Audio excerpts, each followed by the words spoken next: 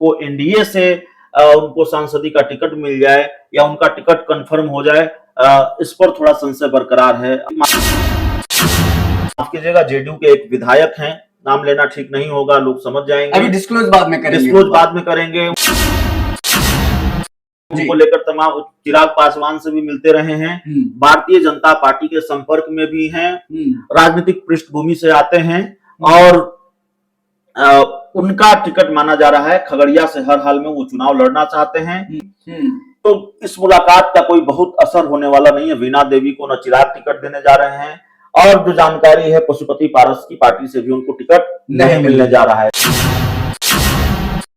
इनकी सांसदी पर भी संकट है, इनके टिकट पर भी संकट है।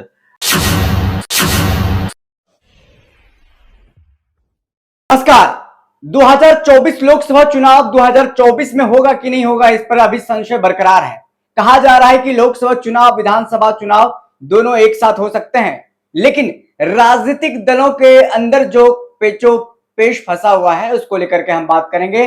और बिहार में जो चाचा भतीजे की लड़ाई चल रही है उस पर बिहार की राजनीति में क्या असर होने वाला है ये भी बात करेंगे। लेकिन देखिए, पशुपति पारस जो चाचा है चिराग पासवान की, वो कामयाब हो चुके हैं। वो कामयाब हुए हैं चिराग पासवान, जो लगातार कह रहे हैं कि हाजीपुर से चुनाव लड़ेंगे और हाजीपुर से चुनाव चाचा लड़ने जा रहे हैं। कैसे चुनाव लड़ेंगे, कैसे हथियाने में वो सफल हो गए हैं, उन तमाम मुद्दों पर बात करेंगे। हमारे साथ मौजूद है हमारे सहयोगी अभिषेक मिश्रा। तो आपके पास कौन सी वो डिटेल है जिसे तमाम दर्शकों को आप बता सकें कि चाचा पशुपति पारस इस प्रयोग में सफल हो गए हैं कि बीजेपी को प्रयोग नहीं जो देखिए, जो बड़ा सवाल तो यही है ना, चाचा पशुपति पारस और चिराग पासवान को लेकर जब बात हो रही है बिहार की राजनीति में, बिहार के राजनीतिक गलियारों में जो चर्चा है वो सबसे बड़ी चर्चा तो यही है कि हाजीपुर सीट लड़ेगा कौन। हाजीपुर हथियाने से हमारा मतलब है हाजीपुर सीट पशुपति पारस हथिया लेंगे, इससे ये कहने का मेरा मतलब ये है या हमारा मतलब ये है, हम ये नहीं कर रहे हैं कि हाजीपुर सीट पशुपति पारस जीत जाएंगे कि हार जाएंगे, ये लोग तय करेंगे, जनता तय करेगी। चुनाव नतीजे जब सामने आएंगे तब सामने आएंगे और समय समय पर हमने आपको हाजीपुर सीट को लेकर लोगों से बातचीत भी दिखाई है। उम्मीदवारी की बात कर रहे हैं, हम उम्मीदवारी की बात कर रहे हैं कि ये जो मूंछ की लड़ाई चल रही है, ये जो आर पार की लड़ाई चल रही है विशाल, कि हाजीपुर सीट से लोकसभा चुनाव लड़ेगा कौन। बिल्कुल। और देखिए, पशुपति पारस भी एनडीए का हिस्सा है, चिराग पासवान भी एनडीए का हिस्सा है। अब हाजीपुर को टुकड़े टुकड़े करके तो नहीं किया जा सकता ना। हाजीपुर की लोकसभा सीट एक ही सीट है, तो हाजीपुर एक ही सीट रहेगी। बिहार में लोकसभा की 40 सीट ही रहेगी। ऐसा नहीं है कि हाजीपुर पार्ट 1 हाजीपुर पार्ट 2 हो जाएगा। परिसीमन भी नहीं होने जा रहा है, माने वो एक ही सीट है, मिलनी किसी की एक को ही है। वो चाहे पशुपति पारस को मिले, चाहे वो चिराग पासवान को मिले। देखिए, हमारे पास जो जानकारी है और अपनी राजनीतिक समझ का मिश्रण, हमारी समझ पर सवाल उठाने का हक दर्शकों को है। जो सलाह है, सुझाव है, वो आप कमेंट करते ही हैं। हो सकता है आप भी हमसे चर्चा कर रहे हो, सहमत हो, असहमत हो। मुझे ऐसा कोई दूसरा कारण नहीं नजर आता विशाल कि हाजीपुर की सीट, जहां से पशुपति कुमार पारस अभी सांसद हैं, वो सिटिंग सीट उनसे छीनकर और चिराग पासवान के हवाले कर दी जाए। ये चिराग पासवान की ये डिमांड मुझे पूरी होती हुई नहीं दिख रही है। चिराग पासवान ने खुद भी जमुई को लेकर कहा है कि वो जमुई युवा होकर आए थे, बुजुर्ग होकर जाएंगे। उन्होंने संकेत दे दिया है कि वो जमुई की लोकसभा सीट से चुनाव लड़ेंगे और यह भी कहा है कि मेरी इच्छा है कि मेरी मां हाजीपुर सीट से चुनाव लड़े। पशुपति पारस को मनाना होगा बीजेपी को, नहीं तो पशुपति पारस जिस तरीके से उनके तेवर हैं, उनके अंदाज और मिजाज हैं, ऐसा लगता है कई बार कि अगर हाजीपुर सीट को लेकर बीजेपी ने कोई वैसा फैसला लिया जो पशुपति पारस को मंजूर न हो, तो वो बगावत कर सकते हैं, विद्रोह कर सकते हैं और एनडीए से एक दल यानी पशुपति पारस और उनकी पार्टी छिटक सकती है। बिल्कुल सर, जहन में एक सवाल आ रहा है, दर्शकों को भी ये सवाल उठ रहा होगा, तो फिर जिस तरीके से चिराग पासवान लगातार ही दावा कर रहे थे हम चिराग हाजीपुर से चुनाव लड़ेंगे, तो उस डील का क्या हुआ जो उन्होंने बीजेपी के साथ किया? क्या वो डील खत्म हो गया? नहीं, ठीक है, चिराग पासवान ये दावा कर रहे हैं कि हम तो बीजेपी से बात करके आए हैं। बिल्कुल। हाजीपुर सीट को लेकर अगर पशुपति पारस दावा कर रहे हैं या चाचा दावा कर रहे हैं, वो ये कहते हैं तो वो उनको बीजेपी के शीर्ष नेतृत्व से बात करनी चाहिए।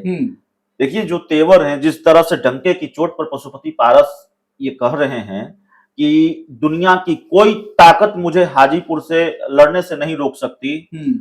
पशुपति पारस के पास वोट कितने हैं, उनकी स्वीकार्यता कितनी है हाजीपुर में, पशुपति पारस ने कितना काम किया ये है, अहम सवाल है। नहीं सवाल है, इस पर अलग से बहस कर सकते हैं जी। लेकिन आपको ये बात माननी पड़ेगी, पशुपति पारस हल्की बात नहीं करते, हल्के बयान नहीं देते। नहीं तो उनका कोई ऐसा बयान मुझे आप याद दिला दीजिए कि उन्होंने कोई हल्की बात कही हो, यूं ही कहने के लिए कुछ कह दिया हो, नहीं, उनके बयान का अपना एक मतलब है और अभी तक वो तटस्थ नजर आ रहे हैं, अभी तक वो डिगे नहीं हैं, उनके बयानों में कोई बदलाव नजर नहीं आ रहा। अगर तेवर तल्ख हैं तो तल्ख हैं, उन्होंने एक स्टैंड लिया है और वो कह रहे हैं कि दल टूट जाता है तो नहीं जुटता है, जुट जाता है, दिल टूटता है तो नहीं जुटता है, तो यही स्टैंड पर वो कायम है। और उन्होंने गृह मंत्री अमित शाह के करीबी नेता, देश के गृह राज्य मंत्री नित्यानंद राय को मना किया है,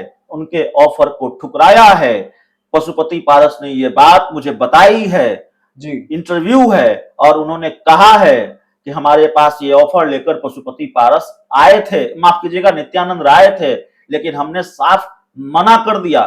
तो बीजेपी के ऑफर को ठुकरा चुके हैं वो, ऐसा नहीं है बीजेपी के सामने वो झुके हैं, तो अभी तो वो नहीं झुके हैं, अभी तक की स्थिति परिस्थिति यही है। और इसीलिए मैं ये कह रहा हूं कि हाजीपुर का मामला बड़ा पेचीदा हो गया है विशाल, और मुझे जो लगता है कि हाजीपुर की सीट, हाजीपुर से उम्मीदवार पशुपति पारस ही होंगे एनडीए कोटे से, हाजीपुर की सीट पशुपति पारस के खाते में ही जाएगी। अब इसमें वो इस सीट को वो जीत कर फिर एनडीए की झोली में डाल पाएंगे नहीं डाल पाएंगे वो एक अलग सवाल है, लेकिन हाजीपुर की सीट फिलहाल मुझे पशुपति पारस के खेमे में ही जाती हुई दिख रही है। ये जो हाजीपुर की सीट पर लड़ाई है चिराग और पशुपति पारस के बीच, वो लड़ाई मुझे चिराग पासवान हारते हुए दिख रहे हैं। बिल्कुल, तो देखिए राजनीतिक संभावनाओं का दौर है, इसमें सवाल लगे रहते हैं, सवाल हटते नहीं हैं, लेकिन अभी जो आपने सुना कि राजनीतिक बातें हो रही है, किस तरीके से क्या कुछ पर्दे के पीछे की कहानी हो रही है, अब चिराग पासवान पीछे हट जाएंगे, इसको लेकर के भी कई सवाल आप उठा सकते हैं। लेकिन चाचा सफल हो गए हैं हाजीपुर सीट से चुनाव लड़ने को लेकर के, नित्यानंद राय को मना लिया है। अब देखना होगा भाजपा का क्या कुछ रहता है, क्या कुछ कहते हैं चिराग पासवान से, किस तरीके से चिराग पासवान को मनाते हैं। इस खबर में इतना ही, हमें दीजिए इजाजत, फिर मिलते हैं किसी बड़ी खबर के साथ, तब तक के लिए शुक्रिया।